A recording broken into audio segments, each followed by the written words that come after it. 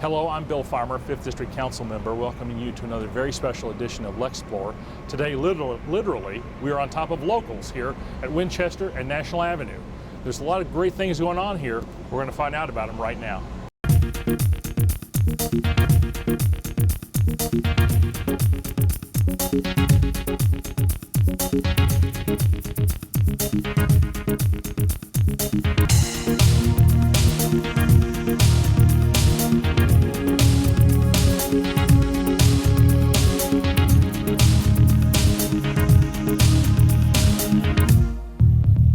Well, we're doing something different today. We've actually sat down with a little something to drink and a little something to talk about. I'll be joined by Chad Walker. Chad, may I? How we doing today? Yes, sir. Really great.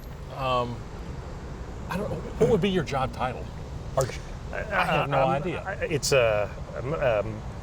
take care of everything. I don't know if I've got a job title or not, but it's, I used to do the landscaping down here. We would broom sweep the sidewalks, whatever comes up. If a tenant has an issue, then we put out the fire. Maybe it's a professional fireman, that's what I am. See, I think of you as kind of the ambassador for National Avenue. Well, I appreciate that. I'll take that. From now on, I will be the ambassador. Well, please. We just had a little event downstairs where we dedicated the new art garden here that's at the corner of Winchester and Walton and National. And you spoke very personally and very poignantly about your family's involvement on this corridor for 30 years. Mm-hmm. My father bought his first property in the neighborhood about 33 years ago, where he housed his then electric company on 333 North Ashland. And the story I always tell is that when he purchased that property, buildings on either side were run down, dilapidated.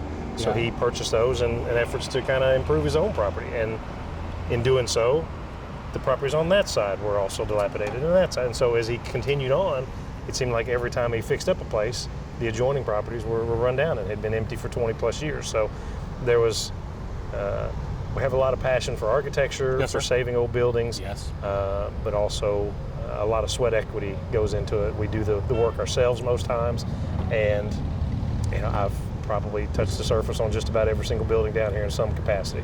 Probably more on others that I didn't always want to do, especially when I was a younger pup. But yeah, it's been a nice transition over the years. That really is a strong story to tell, especially your personal background. It is, and I'm a Lexington boy. I've got deep roots. I've lived within 3 miles of where I was born my whole life. I live within 3 miles of where I was born to this day. And so we've got a deep roots on the east side of town, but also in this neighborhood. And although we own properties in different districts, seems the one that we always come back and call home. This is the one that has that community feel. Yeah, it has a little crown jewel feel about it. I mean, I agree with you. It was a sleepy cut through for a long time, and it is not that anymore. The benefit's been great. When my father was initially renting properties, it was to the type of people that he knew, which was plumbers, electricians, contractors. Then when I started helping out, I rented to the people that I like. Breweries, pizza places, the cookie place, La Petite. So those are the things I like. So I see the change. Once I and see the change here too. But it's we're still selfish, and we still like the people that are going to create a community to the neighborhood. I think that's what it is. You've given some weave to the community it didn't have before. And as I drove over, I drove from this direction to come down and really enjoy it. Yeah. And find a place to park. Yeah. Well, that's another thing that we did early on was we want people to be able to park at Locals and have lunch, walk down to Mirror Twin and have a beer, go to Popcorn Paradise and get some popcorn for the weekend. And you'll never see a threatening "we're going to tow you" sign in the neighborhood. The only person that tows cars in the whole neighborhood is me, and I don't tow any cars. So, you can park anywhere in the neighborhood, and it makes it so nice to not be threatened that if you're going to have a bite to eat and walk across the street, that your car is going to be gone. That will not happen down here. That is such a strong and friendly statement. I mean, because there are some versions of parking wars in Lexington every day, and for you to say that here at this spot that literally is so close to the center of the city, it's really cool. And now that you say that, there is no signage to that effect anywhere down through. We don't really like signage in general. We try to stay away from it, and there's only a couple city-type signs. I think there's a couple loading zones. There's a valet parking area, and really that's about it. We try to abstain from signage in most regards. Well, I think You understand. I love your term. You've touched most of the surfaces in these buildings, and I completely believe that. But in all of this, less is more, and I think you've embraced that. And, your description of your dad assembling the properties is some sort of like gentle dominoes. It's just a beautiful description of, I'm here. There's another opportunity. Let's see what we can do. And it just kept going. Yeah. And it has taken 30 years, but in that time, downtown hollowed out, went away, became something else, and it's reinventing itself, and you're doing the same thing here. Yeah. And nobody wanted him back then. I mean, that was kind of the thing that nobody could ever accuse us of gentrification, because it has been the slowest transformation ever. But also the adjoining neighborhoods, they were already there. You know, Mintel and Kenwood, they were pristine. This was just a leftover chunk that really just needed to be cleaned up and polished a little bit. But so walkable. I mean, that's the thing. Yeah. So many people, younger people with children, maybe newly without, they can walk over here to more than one place and walk home. Yeah, yeah. That used to never happen. And at the risk of sounding sexist, it used to be all you'd see are the male contractors in the neighborhood. That's all you saw. And nobody would come here at night. I mean, nobody came down here at night. Then we started seeing transformation. You know, we had some female-owned businesses here and there, just a couple. Right. And now we have more female renters in the neighborhood than male. That's a great transition. And also, then we started seeing kids. And the last kind of piece of the puzzle, started seeing nice cars. And that was always the thing that we liked, because I'm a car person, but we started seeing nice car, nice vehicles. Nice car. So that was the final, like, wow, if somebody's okay to park their Maserati or their Mercedes in the neighborhood, it's probably not a bad neighborhood. Okay. So it's I see your point. I like that. I like Being that a car point. person, that's it. All right, so let's talk about what we did down here today. Really great artwork that you had some inspiration for, and you found a great partner in, what's his name, Hargrove? Brian Hargrove. Great He's guy. UK School of Landscape Design Architecture. Yeah. And we just happened to find him because we were looking up old news articles, and he was the one who helped design the Southland Drive signage. And he did Which it is on a very shoestring neat budget. sign. Very nice. Yeah. So when we went to him, he said, we really have no idea what we're doing. We know kind of a location, but we want you to really spread your wings and come up with something cool.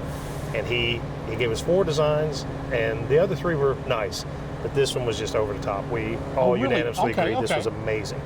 And so, yeah, it because we kind of gave him that freedom, he really went over the top and did some, I mean, it's basically sculpture, but it's also somewhat of an entry signage. I mean, it's a morph of both. It's a point of interest. Yeah. It'll be a point that people can refer to and understand and know where they're talking about, like kind of the Kip 2 piece at Henry Clay Estate. Right. That's the horse at the watering hole. Yeah. People now assign a spot to that and know where it is. This will be the same thing here. I hope so. And it's the most difficult task in completing this project was, at the interim, convincing my father to do the project, because he's a nuts and bolts guy, and this is these are sculpture-esque. A little more aspirational. Because they have that rusty, that meaty industrial feel to them. He loves it. And oh, really? Oh, that's great, though. Yeah. So to go to that length, I think they're very approachable pieces. They're not abstract, where people that really don't like art are going to say, what does this mean? And you get threatened by them. These are just, they're cool, and you can walk right up to them, you can touch them, you can interact with them. I looked into them over there. Yeah. So at night, these will be lit from the inside in a variable LED way. Mm-hmm. Will that be will the brightness vary? Will it have some impact? All of it can be changed, so the brightness can be varied. Yeah. The idea, kind of the general concept of the light is, because there's so many, it's so open, there's so many open pieces to it. It'll be kind of like if you've ever walked past like a dusty table in a room that has light showing it. It just kind of has that general glow. That's what it's supposed to be. It's not supposed to be pulsing. It's not supposed to be in your face. It'll just be kind noticeable. That's it. And then each side of these dodecahedrons or whatever they are is a symbol of some part of the warehouse block. That's the warehouse block logo, and we dubbed it the warehouse block, I think 5 years ago. Mayor Gray at the time came down and helped us cut the ribbon and all. Right. And yeah, there's a whole meaning behind the logo, but ultimately it's a W, so it goes for the warehouse part of it and makes it simple. I think people get confused that it's not the Mirror Twin logo. It is the warehouse block logo, Yes, sir. but it is on their building. So it is interesting. because it does get easily confused like that.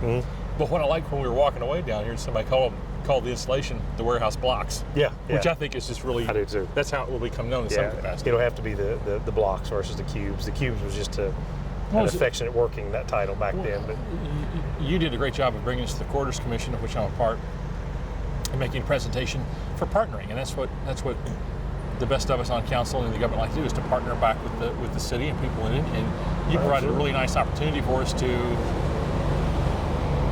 bring something to this part of Winchester Road and where it transitions into Midland, which I think is an important link to downtown now, more so that, you know. Oh, absolutely. 100 yards from here, they're spending a whole lot of money, and we're just spending a little here, but we're getting a great return on it. Yeah. Because it continues what's going on, and we'll kind of work our way out through here along the way. I don't remember who actually told me about the Corridors Commission meeting. I think I accidentally stumbled upon it when we were looking at the article for Ryan Hargrove's South and Drive sign. Yes. And so, you know, this is the first public money we've ever asked for and obviously received. And so we're not familiar with the process. Right. You know, I'm a little bit gun shy about it. So we gave it a shot. And the Corridors Commission and you guys were absolutely awesome to work with. I wish we'd done it before of doing some more projects, but you know, hindsight. Well, and it's a renewable resource that, for budget reasons, we're not in that mode this coming year, but we will be, I think, the next year, because we've had such great success with folks who want to partner up on little things that are momentous. Yeah. That's what this is. A little something that's really momentous. And to see the sod and to see the walkway through there, and this was a forgotten pocket of waste, for lack of another term. It was. And what you guys have done is kind of open the door for more partnerships and collaborations and things like that. So a lot of years when we were trying to do things down here, way back when, 30 years ago, it was difficult because nobody had done what we were doing. Nobody was fixing it up old stuff, and they'd sat here empty for all those years, and so it's kind of like, well, just leave them empty because we don't know what these guys are up to. And then as things changed and the adaptive reuse program came into play, we were able to do a lot more things. Yeah. So it's because of that kind of reluctant collaboration with the city that we were able to do some of the things we are now. And now it's becoming more, we're okay with it now. There's certain seasons to things, so this is the right season for all this. You're right. So I know the block party is shortly, but you do something in the fall too down here, don't you? Not yet, but we're planning on it. We've got a couple other festival ideas that are in the works. We haven't cemented them just yet. We do several other events. There's one that we do with the Ashland Elementary. That all the little kids run around the neighborhood and they do different performance spaces.